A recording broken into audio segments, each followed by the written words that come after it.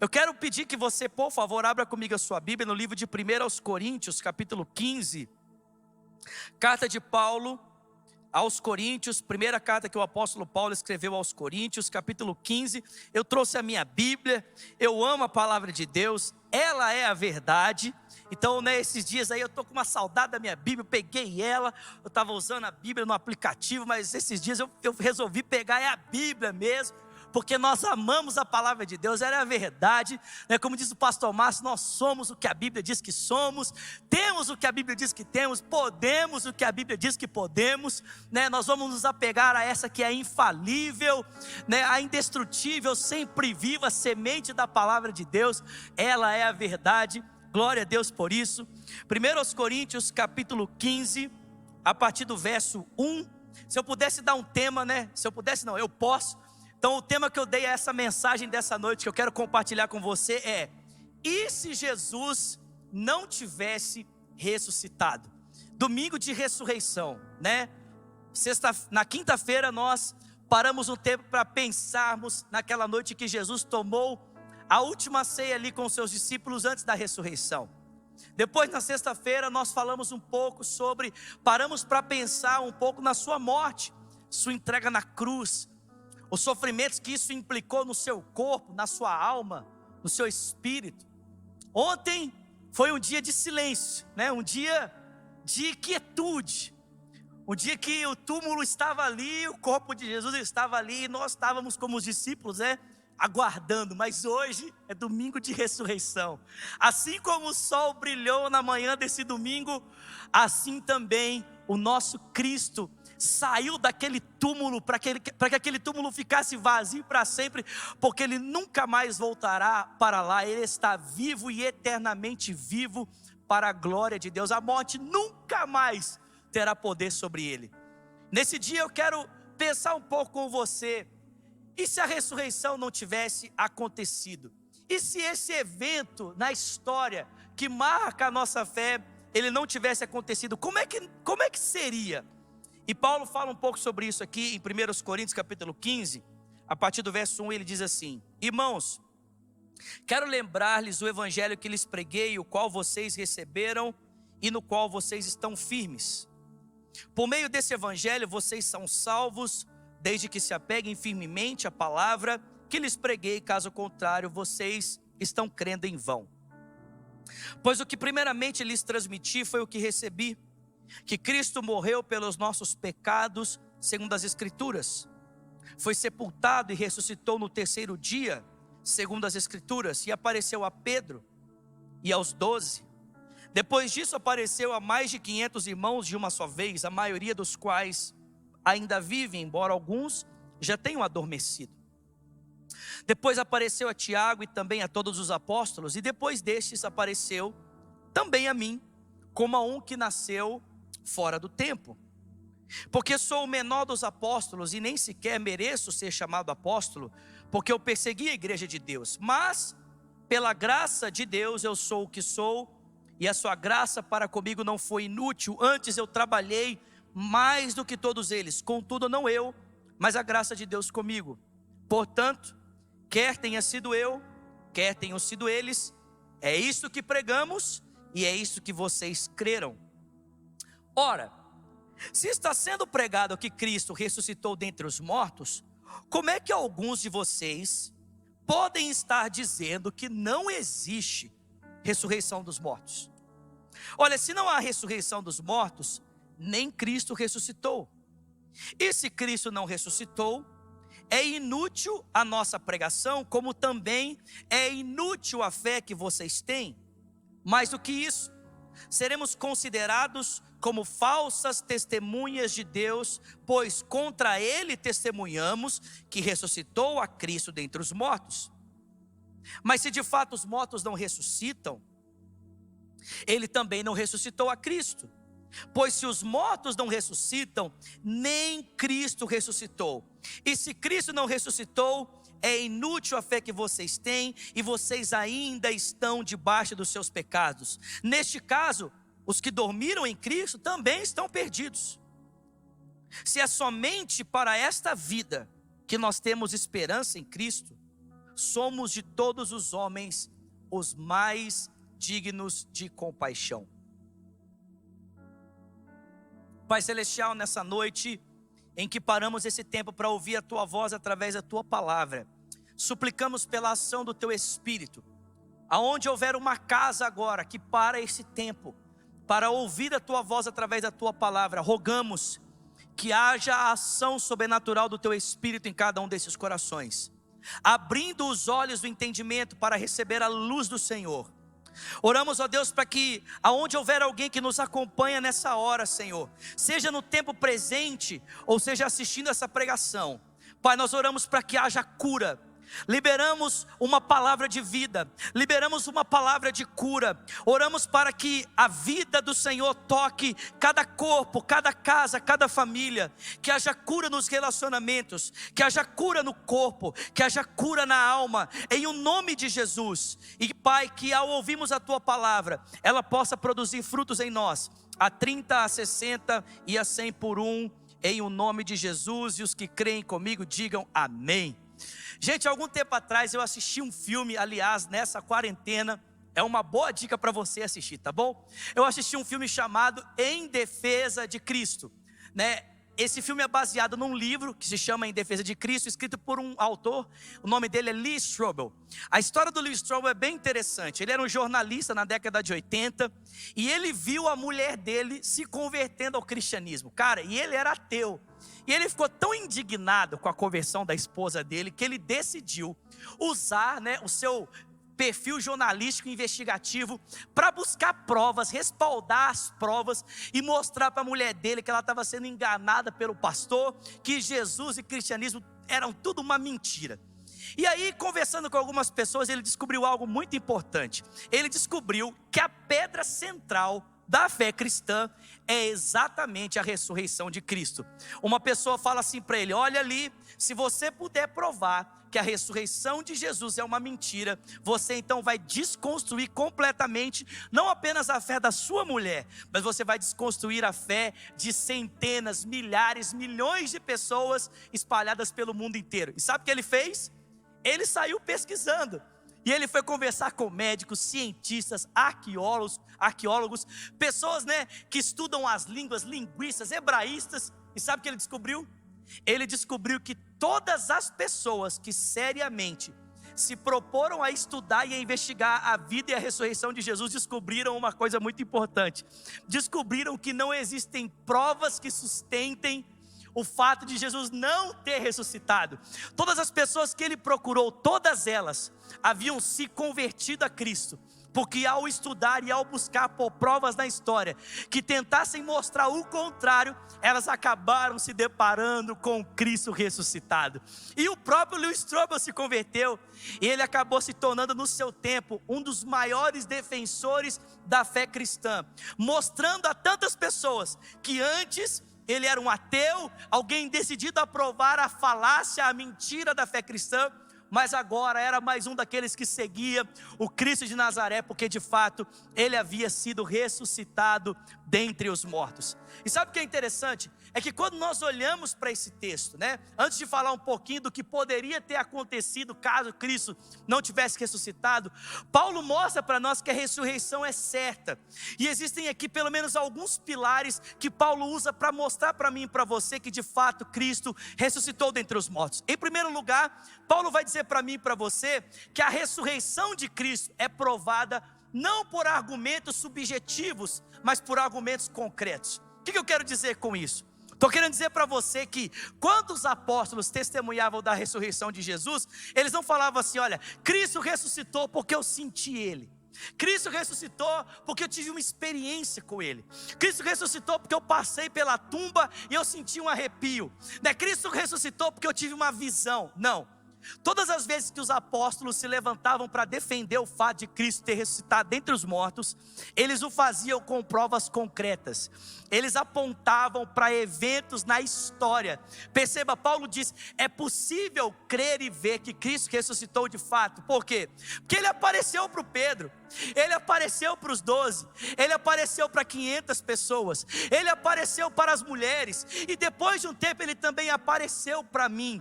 Paulo vai dizer, irmãos, que é possível provar que Cristo ressuscitou. Por quê? Porque existem provas na história que apontam para isso. Existem marcos históricos que apontam para isso. A ressurreição não é pregada, testemunhada com argumentos subjetivos. Ela é testemunhada com argumentos concretos. Olha que coisa maravilhosa. Sabe como é que a gente prova um fato na história? Sabe como é que a gente prova que algo realmente aconteceu? A gente precisa de testemunhas e nós precisamos de evidências. Se nós queremos de fato provar que algo aconteceu, nós precisamos de pessoas que afirmem isso, e nós precisamos de provas no tempo, no espaço, que apontem para a evidência desse acontecimento. Eu não sei se você entende isso, mas a respeito da ressurreição de Cristo, nós temos as duas coisas. Nós temos milhares, centenas de pessoas que viram o Senhor. 500 pessoas, não era uma alucinação. De fato, aquelas pessoas viram Jesus. O texto do Evangelho de João, capítulo 20, diz que Tomé tocou no seu corpo. Não era o Espírito, não era um fantasma, não era um holograma. Era de fato o Cristo ressurreto num corpo glorificado, que estava ali presente, comendo com eles. Mas além das testemunhas, nós temos as provas. Sabe, se você um dia quiser fazer isso, né? E você for nas principais cidades onde estão o berço, né? O berço do nascimento das principais religiões do mundo, você vai encontrar ali o túmulo dos seus fundadores e o corpo deles está lá. Se você for atrás de Confúcio, se você for a Meca atrás do corpo de Maomé, se você for até o interior de Minas e atrás do corpo de Chico Xavier, um grande expoente no espiritismo, todos esses corpos vão estar ali, sepultados. Mas se você for para Jerusalém hoje e buscar pelo túmulo do mestre dos mestres, do rei dos reis e do senhor dos senhores, você vai encontrar ali uma tumba vazia e uma pedra rolada com uma placa escrita: ele não está aqui, ele ressuscitou dentre os mortos. Cristo está vivo, meus irmãos. Jesus está vivo, e nós pregamos isso não baseados numa experiência subjetiva, nós apontamos para fatos. Sabe uma outra coisa muito interessante, quando nós olhamos para a ressurreição de Jesus, é a forma como a ressurreição é contada nos evangelhos. Não sei se você já tinha parado para pensar nisso, mas quando você assiste um filme de ficção científica, né, o diretor e o autor ali do filme, eles se preocupam em fazer com que a história ela pareça perfeita, para que a gente tenha a sensação de que aquilo que está sendo, né, ilustrado ali para nós é verdade. Então não pode ter nenhum ponto falho, né? Não pode ter nenhuma ponta solta. É preciso que todas as pontas sejam perfeitamente pensadas e amarradas, para que no final a gente tenha aquela sensação assim: uau, parece que eu estava vendo uma coisa que é de verdade. Mas você já parou para pensar que a respeito da ressurreição de Jesus, não é assim que os evangelhos tentam narrar a sua ressurreição? Gente, em primeiro lugar, os evangelhos dizem para mim e para você que as primeiras pessoas que viram o Cristo ressurreto eram as mulheres, né? As mulheres naquela manhã de domingo foram até o túmulo para embalsamar o corpo do Senhor, ungir o corpo do Senhor, e encontraram ali um anjo em cima de uma pedra que disse a elas: mulheres, o que vocês estão procurando entre os mortos? Aquele que está vivo. O que a gente às vezes não para pensar é que naquela época o testemunho de uma mulher a respeito de um evento como esse não significava nada. Sabe, meus irmãos, se os evangelhos estivessem tentando, né, inventar uma história para nós, você acha que as principais testemunhas a respeito desse evento seriam mulheres? Sabe o que as pessoas diziam sobre um testemunho de uma mulher naquela época? Ele era inválido, porque mulheres falavam demais. Mas, queridos, o evangelho não está preocupado em contar para nós uma história que pareça verdadeira, porque ele não está tentando fazer com que algo pareça verdadeiro. Ele está simplesmente testemunhando a respeito de algo que aconteceu. Ainda que os eventos apresentem aparentes falhas na sua composição, elas são reais, aconteceram. Por quê? Porque aquilo que elas contam é verdade. De fato, Cristo ressuscitou. Você não acha engraçado parar para pensar que os próprios homens a quem a mensagem da ressurreição foi confiada foram os primeiros a desacreditar dela? Os apóstolos de Jesus não acreditavam. Na manhã de domingo da ressurreição, eles não estavam em frente do túmulo esperando que Cristo saísse para o abraçá-lo. Não, eles estavam trancados, as portas fechadas com medo dos judeus para preservar a sua própria vida. O Evangelho não nos esconde isso, não nos omite isso. Não tenta construir uma história que pareça perfeita de ponta a ponta. Pelo contrário, expõe as falhas dos personagens. Por quê?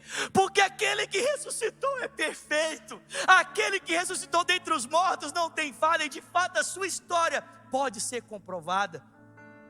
Em terceiro lugar, irmãos, a ressurreição de Jesus, ela é testemunhada para nós através do próprio exemplo dos cristãos que a receberam. Sabe, muitas pessoas podem morrer por mentiras que elas pensam ser uma verdade. Muitas pessoas podem morrer. Quando a pessoa acha que uma mentira é verdade, ela pode até chegar a dar a sua vida por isso. Mas pessoas não morrem por mentiras que elas sabem que é mentira. Uma pessoa que está sustentando uma mentira, quando a vida dela é posta a risco, quando ela é torturada por isso, chega num ponto que o seu inconsciente, para a preservação da vida, gospe a verdade, porque para a pessoa é mais interessante dizer a verdade do que tentar morrer por uma mentira. É verdade que algumas pessoas morrem por mentiras quando elas pensam que ela é verdade. Olhe para os muçulmanos, que matam pessoas muitas vezes, e até mesmo dão a vida deles, porque eles pensam estar acreditando que algo que é verdadeiro. Mas quando Cristo lhes aparece, o Evangelho é exposto, eles se convertem, rapidamente abandonam esse padrão de vida. Mas não é engraçado? Os discípulos de Jesus, pela experiência, pelo encontro que tiveram com Cristo, por pegarem no corpo dele, por verem de fato Cristo ressurreto, por terem percebido o testemunho daquelas mulheres, mas por terem se encontrado com Jesus, para eles era tão claro que o Senhor havia ressuscitado dentre os mortos de fato, que o texto bíblico diz, todos os discípulos, todos, sem exceção, que mesmo em face da morte, quando a vida deles era colocada em risco, por causa do testemunho da ressurreição, eles permaneciam firmes e fiéis. Aliás, nós temos um relato maravilhoso lá em Atos capítulo 7, quando Estevão é colocado para fora da cidade com violência, pelos líderes dos judeus, pelos sacerdotes, pelos escribas, e o texto bíblico diz que eles estão ali tentando de alguma forma pressioná-lo, para que ele pare de pregar a respeito da ressurreição do Senhor, e o texto bíblico diz que ele continua pregando. Aliás, ele volta os seus olhos para os céus e diz, eu estou vendo Jesus assentado à direita de Deus o Pai. E o texto bíblico diz que aqueles homens tapam os ouvidos, rangem os dentes e diz, para de pregar, pelo amor de Deus, para de falar. E ele diz, eu não posso parar de falar, sabe por quê? Porque agora ele não está apenas assentado, ele está de pé à direita do Pai, e ele está me esperando, ele está de pé para me receber. O texto diz que aqueles judeus tomaram pedras e começaram a arremessar contra ele, para dar cabo da sua vida, e ele disse, Pai, perdoa, eles não sabem o que fazem, e disse ao Senhor Jesus, recebe o meu espírito. Sabe, os discípulos permaneciam corajosos mesmo diante da morte, mesmo que isso custasse a sua vida, a respeito do testemunho da ressurreição, porque eles sabiam que de fato Cristo havia ressuscitado dos mortos. Sabe, nesse dia eu quero encorajar você a continuar a confiar. Eu quero encorajar você a não ter medo, a não duvidar. Queridos, preste atenção, o mundo inteiro não tem motivos para ter esperança, mas nós temos motivo para ter esperança, porque o nosso Senhor está vivo. A morte não tem mais poder sobre ele, e irmão, se ele está vivo, certamente nós viveremos com ele. Mas a pergunta é, se tudo isso que eu estou falando aqui não fosse verdade, e Jesus não tivesse ressuscitado, como é que seria? E Paulo descreve aqui 4 coisas que eu quero falar com você, caso Cristo não tivesse ressuscitado, para você ver o quanto a ressurreição é importante, o quanto essa data é importante para o fortalecimento da nossa fé, para a nossa coragem, para a nossa esperança. Em primeiro lugar, Paulo diz, olha, se Jesus não tivesse ressuscitado, o texto diz, não haveria provas do amor de Deus por cada um de nós. Paulo diz que a nossa mensagem não teria respaldo, não teria validade, se Cristo não tivesse ressuscitado. Meu irmão, como é que eu e você saberíamos que Deus nos ama? Como é que eu e você saberíamos que de fato Deus deseja se reconciliar conosco? Como é que eu e você saberíamos que de fato Deus anseia nos ter na sua família, se Cristo não tivesse se levantado da morte para a vida? O texto bíblico diz, olha, em Romanos 8, a partir do verso 28, sabemos que todas as coisas cooperam para o bem daqueles que amam a Deus, os que foram chamados segundo o seu propósito. Porque aqueles que de antemão ele conheceu, também os predestinou para serem conformes à imagem do seu Filho, a fim de que ele seja o primogênito entre muitos irmãos. E aos que chamou, justificou, e aos que justificou, também glorificou. E o que diremos, pois, a respeito dessas coisas? Se Deus é por nós, quem será contra nós? Se Ele não poupou o seu próprio Filho, antes o entregou, como não nos dará juntamente com Ele todas as coisas? De graça todas as coisas. E quem é que vai intentar acusação contra aquele que é escolhido de Deus? Não é Deus quem o justifica? Quem é que pode nos condenar? Não foi Cristo quem morreu por nós? Não é Ele quem ressuscitou? Não é Ele quem está à direita de Deus e intercede por nós? E quem é que pode nos separar do amor de Cristo? A fome, a nudez, o perigo, a espada? Como está escrito, por amor de ti somos entregues à morte todos os dias, somos considerados como ovelhas que caminham na direção do matadouro. Mas em todas essas coisas, nós somos mais do que vencedores por meio daquele que nos amou, porque nós estamos certos de que nem a morte, nem a vida, nem os anjos, nem os principados, nem o presente, nem o porvir, nem poder, nem altura, nem qualquer elemento da criação há de ser capaz de nos separar do amor de Deus que está em Cristo. Preste atenção. A prova que nós temos de que Deus nos ama e que não há impedimentos, seja na história, seja nas trevas ou em qualquer lugar que possa impedir o que Deus tem para fazer em nós, é o amor do Pai ilustrado em Cristo pela sua entrega e ressurreição. Mas e se não há ressurreição? Se não há ressurreição, não há prova do amor de Deus. Se não há ressurreição, não há certeza do seu amor. Se não há ressurreição, não temos a convicção de que o anseio do coração do Pai é trazer os filhos de volta para que estejam presentes na sua mesa. Mas não apenas isso.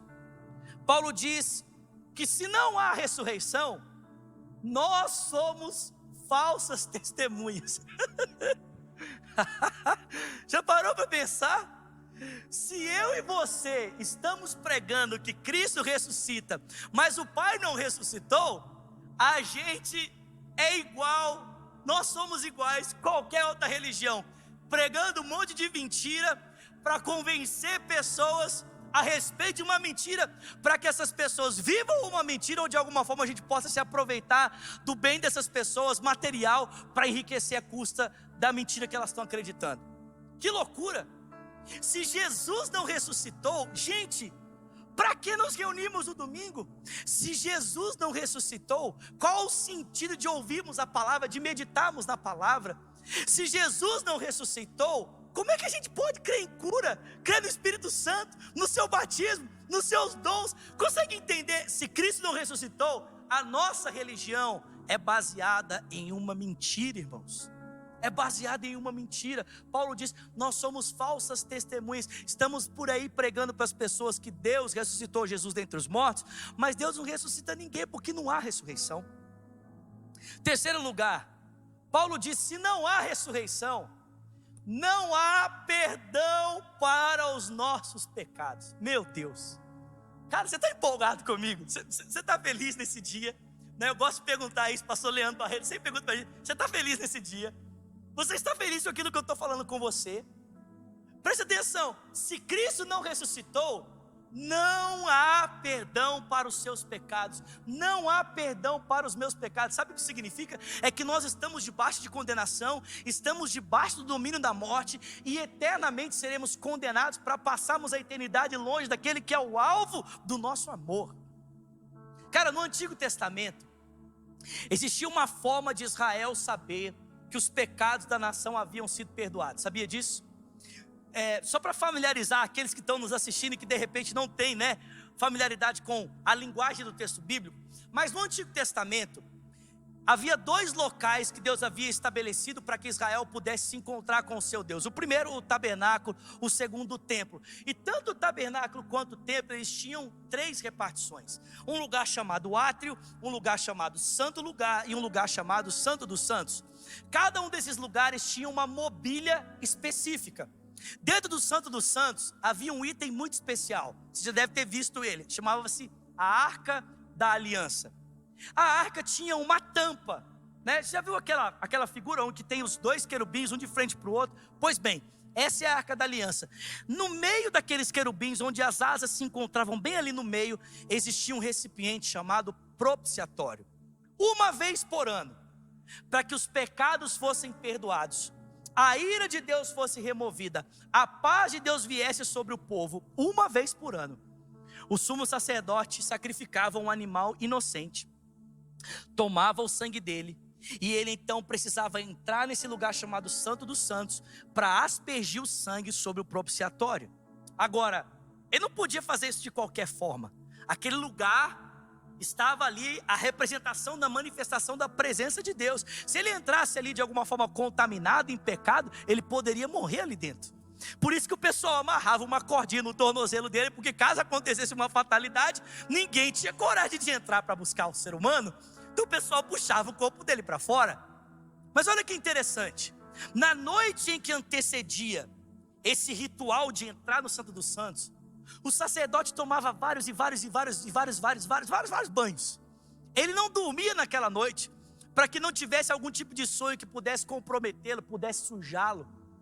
E na manhã então seguinte, quando chegava o momento de entrar, ele entrava agachado, né, levava um incensário ao que aspergia uma fumaça, como, né, os padres usam, né, aquela fumacinha. Ele fazia aquilo e entrava para depositar o sangue ali. E se Deus estendesse misericórdia, perdoasse os pecados da nação, sabe o que acontecia? O sacerdote voltava vivo andando para dizer ao povo: nossos pecados foram perdoados, Deus está em paz conosco. E então eles podiam sentar para comer a refeição da paz, a refeição pacífica, para celebrar a bênção de Deus sobre o povo, a bênção de Deus sobre a nação. Sabe como é que nós temos a certeza de que os nossos pecados foram perdoados? Sabe como é que eu e você temos a convicção de que não há mais condenação sobre nenhum de nós? É porque o nosso sumo sacerdote voltou vivo, meus irmãos. Ele entrou no Santo dos Santos para levar o seu próprio sangue, para levar o seu corpo como um sacrifício, entregar a sua vida perfeita. Mas sabe o que aconteceu? Ao terceiro dia, porque Deus o Pai aceitou a sua vida perfeita como uma oferta pelos nossos pecados, e para que Ele tomasse todo o poder e autoridade no céu e na terra, Ele ressuscitou, voltou vivo dentre os mortos. E essa é a certeza que temos, que os nossos pecados estão perdoados, que não há mais condenação sobre a nossa vida. Aleluia! Mas e se Jesus não ressuscita? Como ter certeza de que os pecados foram perdoados? E se Ele não ressuscita, como ter certeza de que não há mais condenação sobre a nossa vida? E por último, eu quero terminar esse tempo com você, essa mensagem. Se o pessoal da equipe de louvor que já quiser subindo aqui para a gente terminar pulando aqui, gente, estou com vontade quase de chutar esse púlpito aqui e sair correndo. Jesus ressuscitou, igreja. Você pode dar um brado de louvor comigo aí, você pode celebrar nessa noite. O Filho de Deus está vivo, aleluia. E por último, meus irmãos, se Jesus não tivesse ressuscitado dentre os mortos, eu e você não teríamos mais esperança. Se o Filho de Deus não tivesse ressuscitado, não haveria esperança para mim, não haveria esperança para você. Eu não sei se você entende isso, mas algumas pessoas entendem esperança como a possibilidade de algo a acontecer. O pessoal acha que a esperança cristã é assim: não, nós temos aí a expectativa, a possibilidade de que algo pode acontecer. Irmãos, esperança para nós não é isso. Esperança para nós não é isso. Nossa esperança não funciona dessa forma. Sabe, talvez dentro de outras religiões, outras perspectivas de vida, a esperança possa significar isso. Aliás, sabe o que é engraçado? É que em outras visões de mundo, em outras perspectivas da vida, nem é possível as pessoas terem esperança de verdade. Como é que um ateu pode ter esperança diante da morte? Explica para mim. Como é que um ateu tem esperança diante da morte? Não há esperança. A esperança que um ateu pode ter diante da morte vem da tecnologia, vem da ciência, da sua capacidade. Não há Deus para ele. E quando a ciência e a tecnologia não pode dizer nada, que esperança ele pode ter? Aí você pode dizer assim: ah, Vinícius, mas as outras religiões de alguma forma prometem uma certa esperança. Sim, mas é uma esperança incerta. Não é uma esperança baseada em fatos, é uma esperança incerta. A esperança da reencarnação é incerta, ninguém reencarnou. A esperança do paraíso com 70 virgens é incerta, ninguém voltou de lá para dizer que é verdade. A nossa esperança, irmãos, é uma esperança concreta, é baseada em fatos. Sabe o que eu digo para você nessa noite? Que mesmo que a morte um dia toque o nosso corpo, naquele glorioso dia nós viveremos para sempre, porque ressuscitaremos entre os mortos. É porque eu conheço um homem que ressuscitou, eu conheço um homem que saiu da tumba, eu conheço um homem que o sepulcro está vazio. O nome dele é Jesus Cristo de Nazaré. E se ele vive hoje, nós viveremos com ele. Se ele está vivo, nós viveremos com ele. Será que você pode levantar suas mãos e exaltar o Senhor nessa noite? Diga isso para ele. Diga, oh morte, oh morte, aleluia. Vamos lá, Goiânia, exalte o Senhor nessa noite. Pra sempre te exaltamos, Senhor. É pra sempre adorar. Seja exaltado, Jesus, seja exaltado.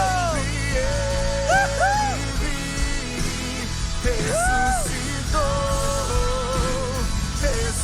Vamos dizer mais uma vez: a terra estremeceu, cante. A terra, cante a terra. A terra estremeceu. Canta! O sepulcro se abriu. Levanta suas mãos em casa, onde quer que você esteja. Deixa o Espírito Santo tocar em você. Vamos, igreja! Oh, morte! Onde está? O Rei ressuscitou. Ele venceu. Pra sempre. Pra sempre exaltado. Pra sempre adorar. Aleluia! Pra sempre. Ele vive, ressuscitou,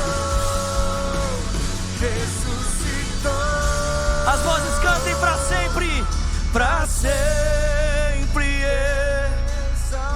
Exaltado é. pra sempre adorado és. Pra sempre ele vive, Ressuscitou. ressuscitou. Vamos dizer juntos, cantamos aleluia, cante. Cantamos aleluia, cantamos aleluia. Diga isso a ele, igreja. Cantamos aleluia, O Cordeiro venceu. Cante, Lagoinha. cantamos aleluia. Feche os seus olhos, levante as suas mãos, ou deixe os seus olhos abertos, mas levanta as suas mãos. Vem comigo, vamos celebrar o Senhor. Ele está vivo, Ele está vivo. Cantamos aleluia, cantamos aleluia. Cantamos aleluia, O Cordeiro venceu. Cantamos aleluia. cantamos aleluia. Oh, cantamos aleluia. Pra sempre exaltado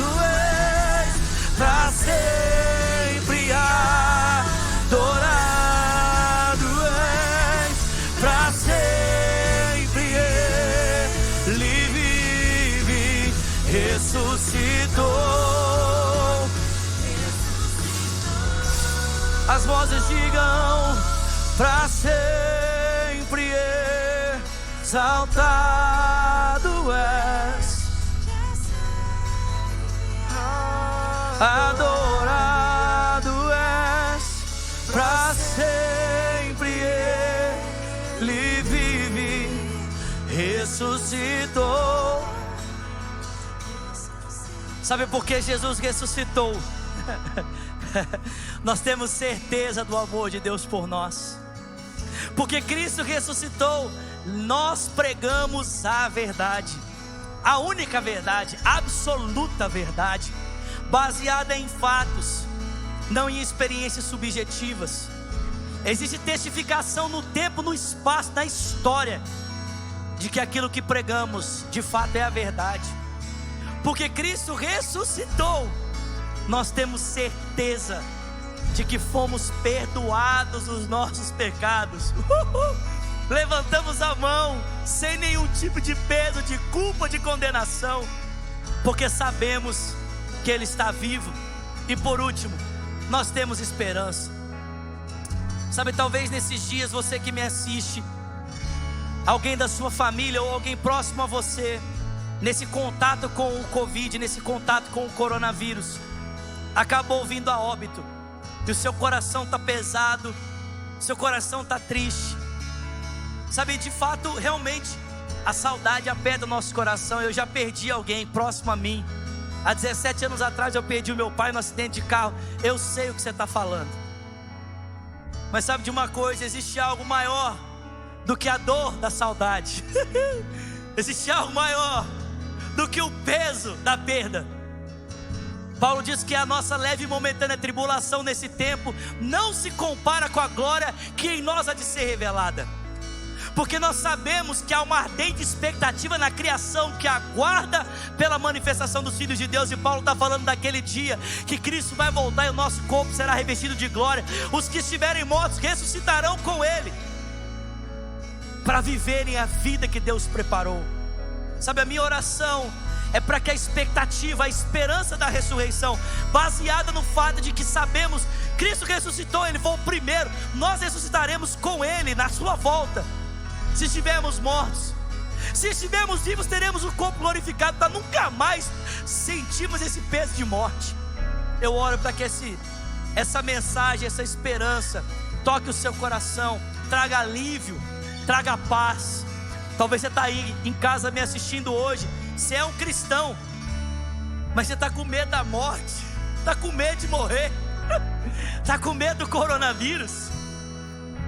Deixa eu dizer uma coisa para você, meu irmão. Nós não temos medo da morte, nós não temos medo de coronavírus, nós não temos medo do que está acontecendo aí fora. Sabe por quê?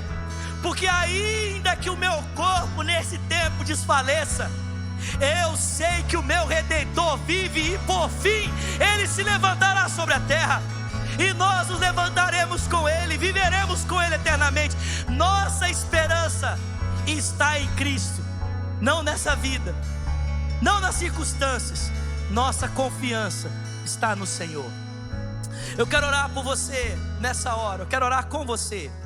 Você que me acompanha pela internet, me acompanha pelo YouTube, me acompanha pelo Facebook, me acompanha pelo Instagram, me acompanha pelo Twitter. Você que me acompanha, queria pedir que você colocasse as suas duas mãos sobre o seu coração. E eu quero que você ore comigo dizendo: Senhor Jesus, diga para Ele: nessa noite eu abro o meu coração e eu entrego ao Senhor a minha vida. Diga: Jesus, eu reconheço que Tu és o Rei dos Reis e o Senhor dos Senhores. Fala: Jesus, eu quero descansar em Ti, confiar em Ti e me entregar ao Senhor. Ore também dizendo: e eu, Jesus, que um dia andei contigo, mas eu me desviei. Arrependido eu volto, na certeza de que o Senhor me recebe. Eu quero pedir que você que fez essa oração pela primeira vez e quer de fato tomar essa decisão dizendo: eu quero dar minha vida para Cristo hoje, Vinícius. Ou você que diz: eu quero voltar para Jesus, essa palavra veio ao encontro do meu coração. Eu quero voltar para Jesus hoje. Eu quero entregar minha vida para Ele de novo. Eu quero que você escreva para a gente o seu nome aí, por favor. Deixa o seu nome. Ou então escreve para a gente assim: eu estou tomando essa decisão. Ou então diz assim, ó: eu estou voltando para Jesus. Nós vamos cantar esse refrão mais uma vez. E eu quero pedir que você vá escrevendo, porque no final eu quero orar com você novamente. Eu quero orar pelos pedidos de oração e então encerrar esse tempo debaixo da graça de Deus. Vai escrevendo pra gente, vai escrevendo. Exaltado é, pra sempre adorado é, pra sempre Ele ressuscitou,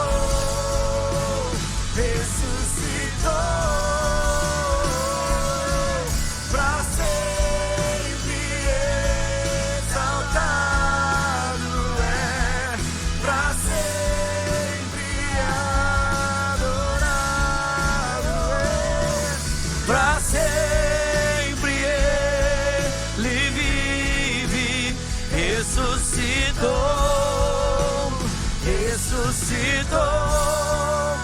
Pai, obrigado por cada uma das vidas que estão nos escrevendo agora dizendo: eu volto para o Senhor, ou dizendo: eu me entrego ao Senhor.